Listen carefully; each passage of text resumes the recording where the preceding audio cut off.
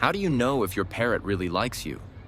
If you can touch a certain part of its body and it doesn't resist but even cooperates, it means it really likes you. It's not its feet, not its head, and not its wings. All right, let's see what happens if we tickle under its wings. Its wings lift a little, like it's really enjoying it. The area under the wings is the most sensitive spot for parrots. If they don't like you, they'd never let you touch there.